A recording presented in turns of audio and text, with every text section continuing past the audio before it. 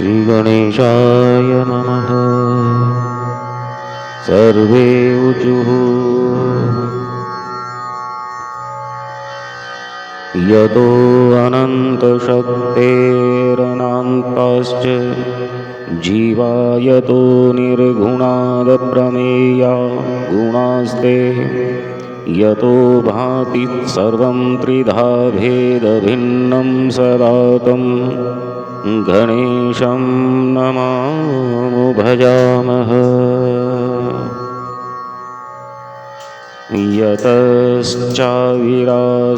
जगत् सर्वमेतत्तथाभ्यासनो विश्वगो विश्वगोप्ता तथेन्द्रादयो देवसङ्घा मनुष्याः सदा तं गणेशं नमामो भजामः।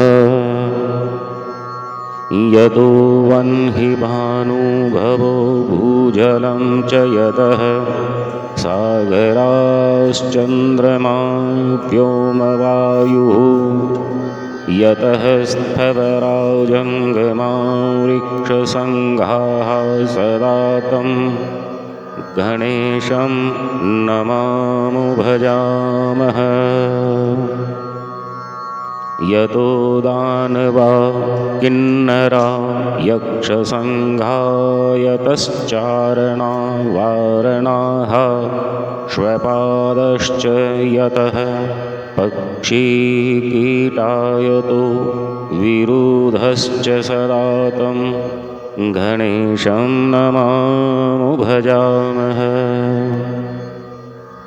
यतो बुद्धिर्ज्ञाननाशो मुमुक्षोर्यतः सम्पदो भक्तसन्तोषिकाः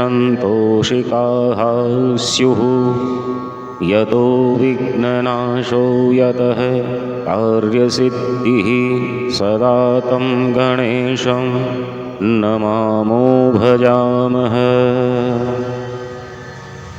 यतः पुत्रसम्पद्यतो वाञ्छितार्थो यतो अभक्त विघ्नास्तथानेकरूपाः यतः शोकमोहो यतः काम एव सदा तं गणेशं नमामो भजामः।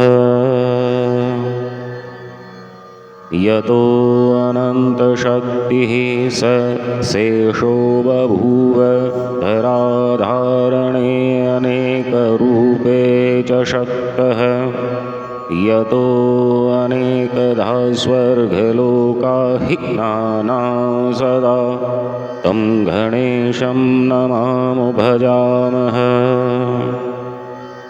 यतो वेदवाचो अतिकुण्ठा मनोभिः सदा नेति नेतीति यत्ता गृह्णन्ति परब्रह्मरूपं चिदानन्दभूतं सदा तं गणेशं नमामो भजामः।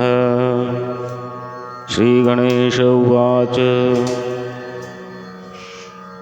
पुनरुचे गणाधीशः स्तोत्रमे तत्पठेन्नरः त्रिसन्ध्यं त्रिदिनं तस्य सर्वकार्यभविष्यति।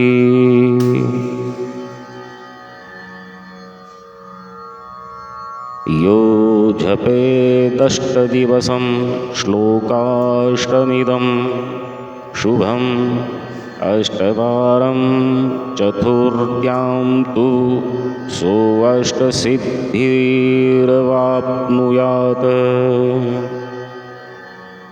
यः पठेन्मासमात्रं तु दशवारं दिने दिने समोचयेत् बन्धगतं राजवध्यं न संशयः। विद्याकामो लभेत् विद्यां पुत्रार्थी पुत्रमाप्नुयात् वाञ्छितान् लभते सर्वानेकविंशतिवारतः। यो जपेत परया भक्तया गजाननपरो नरः एवमुक्त्वा ततो देवश्चान्तर्धानगतः प्रभु। इति श्री गणेशपुराणे गणेशकम्।